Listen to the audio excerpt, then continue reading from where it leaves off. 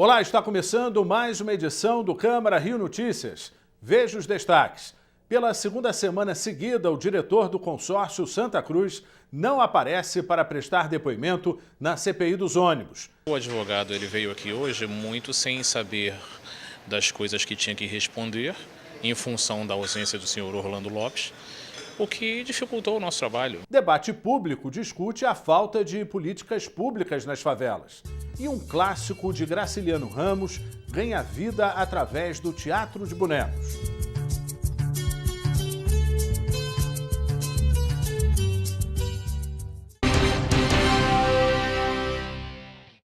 Mais uma vez, o clima é de decepção entre os membros da Comissão Parlamentar de Inquérito da Câmara do Rio, que investiga os contratos firmados com as empresas de ônibus a partir de 2010. Pela segunda semana seguida, o presidente do consórcio Santa Cruz não apareceu para responder às perguntas dos parlamentares. O ex-subsecretário começou falando sobre o seu currículo. Rômulo Rico informou que é professor da Universidade Federal do Rio de Janeiro e esteve na Secretaria de Transportes do município entre 2009 e 2011. Respondendo aos vereadores, disse que a licitação de 2010 foi a segunda maior do mundo, porque envolveu 8.500 ônibus, só perdendo para a de São Paulo. Rômulo Rico contou à CPI que indicou 3 empresas de grande porte para realizar estudos na área de transportes porque pediram indicações para ele, mas disse que não participou da escolha. Ele falou que ficou encarregado dos estudos do bilhete único. Nós elaboramos os levantamentos iniciais e colocamos como premissa central duas premissas. A primeira, que o bilhete único não deveria significar aumento de tarifa para a população.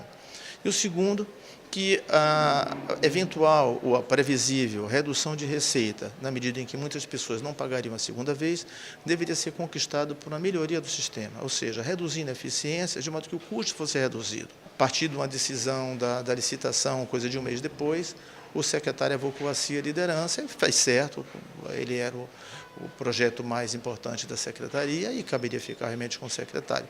Mas e daí em diante eu não mais fiz parte do processo. Fui me encarregar de outras atividades importantes da secretaria, como BRS, por exemplo.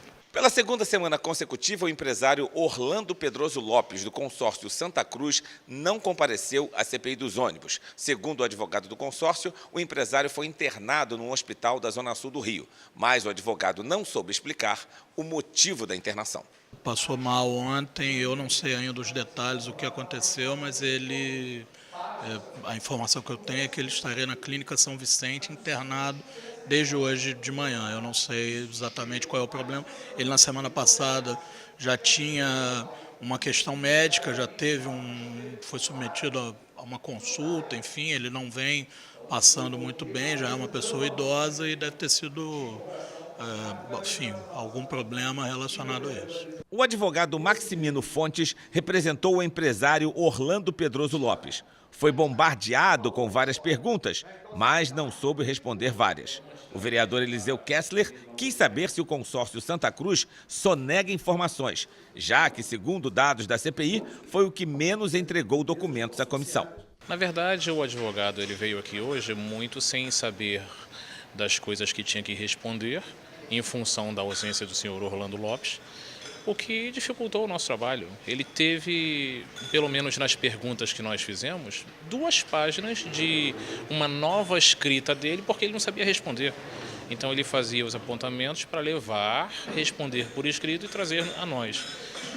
Para mim não foi suficiente, não foi bom, não fiquei satisfeito com essa sessão de hoje, porque nós estamos num trabalho sério, a gente quer a investigação. E nós queremos saber o que está acontecendo dentro do município do Rio de Janeiro, uma vez que as empresas de ônibus que prestam serviço para o Estado são as mesmas que prestam para o município. E se lá está havendo prisão, aqui o que vai acontecer? Ele respondeu às perguntas de natureza técnica, jurídica, que estavam ao alcance dele. Algumas questões de ordem contábil dependem. Nem eu seria capaz de responder, muito menos o próprio presidente da empresa, o próprio diretor da empresa. O vereador Eliseu Kessler pediu uma nova convocação do empresário Orlando Lopes Pedroso, mas o presidente da CPI não sabe se ela será necessária. Eu não sou a favor, até porque o representante o vereador Eliseu Kessler fez esse requerimento, tendo em vista que o próprio representante advogado não tinha substância para responder. Ele vai fazê-lo por escrito e, se for suficiente, se for consistente, satisfatório para a CPI, não vejo necessidade de convocar novamente o empresário. Com tantas dúvidas, alguns integrantes da CPI querem um adiamento dos trabalhos da comissão que investiga uma suposta caixa preta das empresas de transporte do município e a licitação de 2010. Mas ainda não sabem se as investigações vão continuar em 2018. Acho que é inadmissível que os vereadores, e nesse caso acho que é importante dar nome, o doutor Jairinho, o Alexandre Esquerdo, e nesse caso de hoje o suplente que é o Felipe Michel, não tenham aceitado já a prorrogação do prazo da CPI. Não faz qualquer sentido, não existe uma única pessoa que esteja acompanhando o trabalho de vocês, da imprensa, ou o trabalho da CPI, que consiga defender que daqui a menos de um mês o relatório esteja colocado aqui, a não ser que queiram fazer um relatório chapa branca, um relatório que não vai apontar a história e que vai manter a caixa preta e que vai beneficiar apenas a máfia de transportes que governa essa cidade, que manda nos transportes públicos dessa cidade. Então a gente está, infelizmente, com muito receio de que essa CPI esteja agora com cheirinho de pizza. A gente quer uma CPI para valer. Vamos ter uma reunião semana que vem, isso vai ser definido. Eu acho que o que pesa muito é o vereador Rocal também com o relatório dele.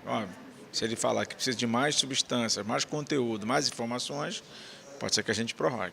E desde a 0 hora de hoje, a tarifa nos ônibus municipais tem novo preço. A passagem sofreu uma redução de 20 centavos e agora custa R$ 3,40. A medida da Prefeitura atende à decisão da Justiça, que determinou a redução no valor da passagem. E veja agora o que foi notícia no Diário da Câmara Municipal, nesta terça-feira.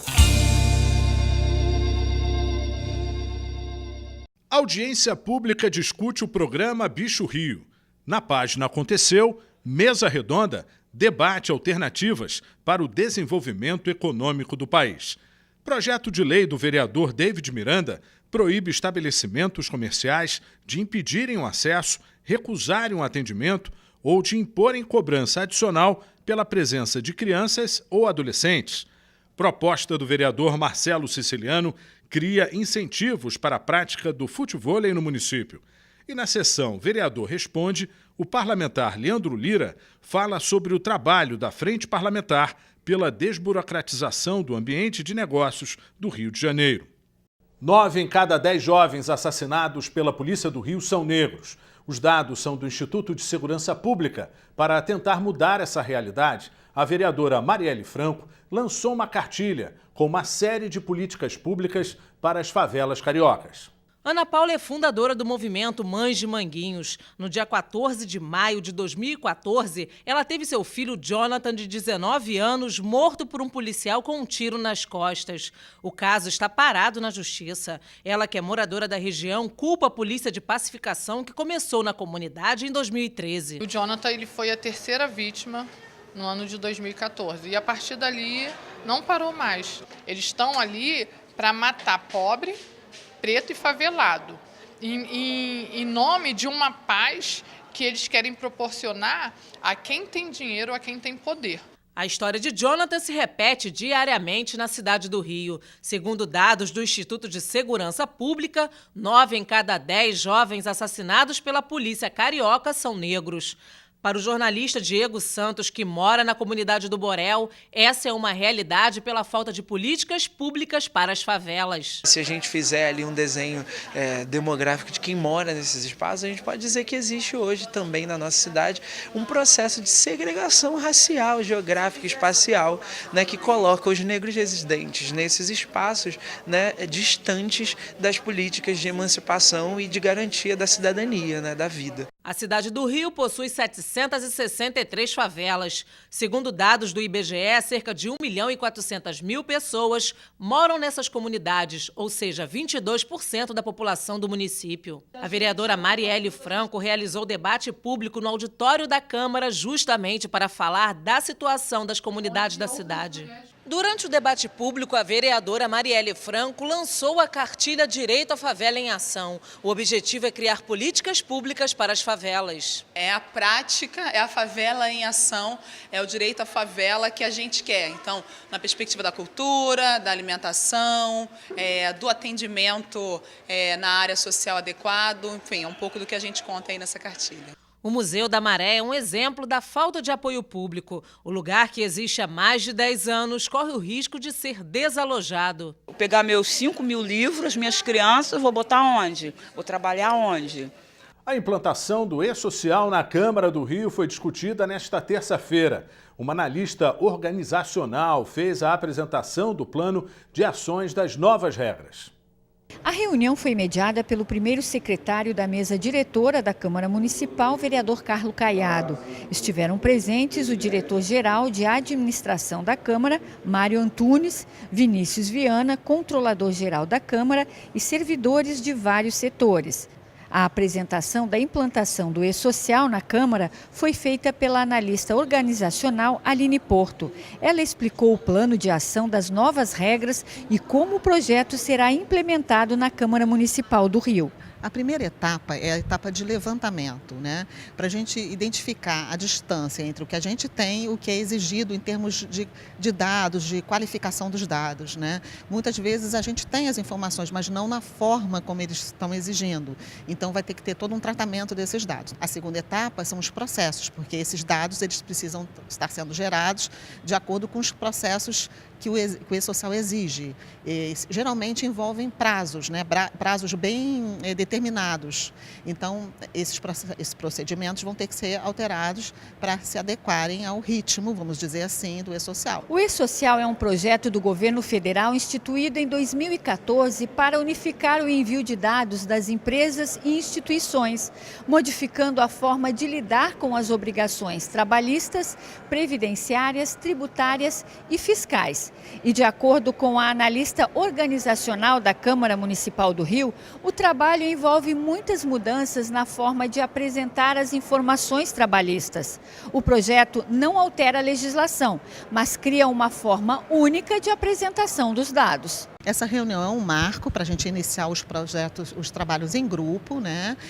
Com essa planilha da gerência de projetos, onde cada unidade vai ter que cumprir os seus prazos e a gente vai ter que ter, o meu objetivo nesse trabalho é a coordenação mesmo, é ser um maestro da orquestra. O controlador-geral da Câmara, Vinícius Viana, ressaltou a importância da parceria de cada servidor para atingir a meta de implantação prevista para julho de 2018. A gente tem que implantar o E-Social, é fundamental o comprometimento de todas as áreas, senão a gente não vai dar cumprimento à norma federal, ficaremos sujeitos a multa e algumas implicações até de ordem operacional, mesmo a partir de julho de 2018. Queria destacar que a mesa diretora, junto com a primeira secretaria, que faz parte da mesa diretora, logicamente, vem a todos os momentos buscar aperfeiçoar a gestão dessa Casa Legislativa, que será feita uma resolução onde vai estabelecer as metas a serem cumpridas e a gente implementar o E-Social a partir de 1º de julho. Essa é a nossa meta, para que a gente possa estar enquadrado nesse decreto federal e pesquisando até mesmo, para que vocês tenham conhecimento, o pontapé inicial do Brasil está sendo a Câmara Municipal do Rio de Janeiro com esse programa. Nessa terça-feira é lembrado o Dia Mundial do Diabetes. A doença afeta mais de 14 milhões de brasileiros. Na Câmara do Rio, algumas iniciativas propõem medidas para melhorar a qualidade de vida dos diabéticos. O diabetes atinge mais de 415 milhões de pessoas em todo o mundo. É a principal causa de cegueira, doenças cardiovasculares, falência renal e amputação de membros inferiores. No Brasil, estima-se que a doença atinja quase 7% da população, mas metade dela não sabe. Segundo a Federação Internacional do Diabetes, até 70% dos casos do tipo 2 da doença, o mais comum entre os adultos, podem ser evitados com a adoção de hábitos mais saudáveis. Na Câmara do Rio, existem iniciativas para melhorar a qualidade de vida dos diabéticos. Uma delas é a Lei 3.786, de 2004, que autoriza o município a criar campanhas de diagnóstico, prevenção e controle anual de diabetes infanto-juvenil. Já o projeto de lei 1965, de 2016, do vereador Alexandre Esquerdo, determina a realização do teste de glicemia capilar em recém-nascidos nas unidades municipais de saúde. E o clássico Vidas Secas, de Graciliano Ramos, ganha vida no teatro. A adaptação da saga da família de sertanejos é feita com bonecos, máscaras e sem palavras. O diálogo ocorre entre a memória cultural do público e os sentimentos provocados pela encenação. São 79 anos de distância entre o lançamento do livro Vidas Secas e a montagem da peça. Mas para os atores e produtores Leandro Garcia e a italiana Giorgia Goldoni, que vive há 6 anos no Brasil, o tema continua muito atual. Graciliano Ramos, nessa obra, ele sintetizou a imortalidade dele, vamos dizer. E a imortalidade dele e a imortalidade do sertanejo. Então, hoje a gente está em 2017, o livro é de 38 e ele continua trazendo cenas atuais, discussões atuais, essa questão da repressão do homem, a questão do homem que luta para sair de uma condição de miséria extrema e que existe por detrás dessa condição de miséria extrema todo um sistema para a manutenção dessa miséria. A dupla se conheceu na Europa, decidiu montar uma companhia de teatro e se mudou para o Brasil. No palco, bonecos com uma expressão forte que marcam o rosto sofrido do nordestino fugindo da seca. O espetáculo não tem palavras. Os atores querem dialogar com a plateia através da emoção. O que a gente quer é tocar o coração, tocar a alma. E quando a gente parte só para as imagens, parte por uma apelação muito grande do potencial desses bonecos, a gente começa a dialogar com outra parte do público, que é esse lugar desconhecido, que é a alma, que é o sentimento, que é o coração. E quando você tira a palavra, você dá a oportunidade do público tocar e ser tocado de uma outra forma. Os bonecos foram inspirados em obras do pintor Cândido Portinari. Cada um levou de 1 a 2 meses para ficar pronto. Espuma, látex, PVC, tinta e tecidos variados foram os ingredientes que deram vida aos personagens. Mas a criação precisou de uma pesquisa refinada e, para isso, os atores passaram um tempo morando fora de casa. A gente tentou buscar alguns materiais que achávamos melhores. A gente fez uma residência nos quilombos do Vale do Ribeira para ver quais materiais também se encontravam mais na natureza desses lugares. Ali a gente chegou, por exemplo, na juta, na esteira, que está aqui na cenografia, e nesses tecidos que podem enrugar facilmente, como o látex, a meia calça, a escultura na espuma.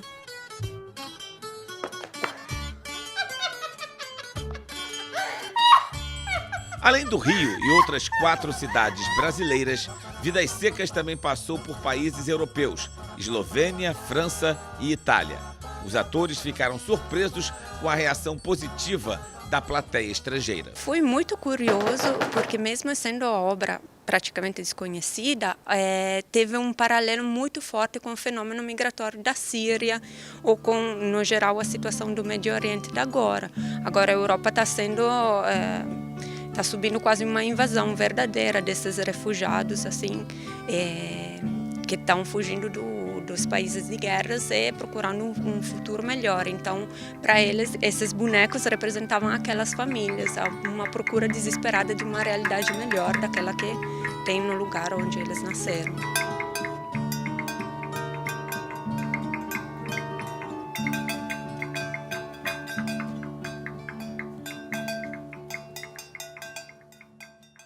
E o Câmara Rio Notícias fica por aqui. Até a próxima.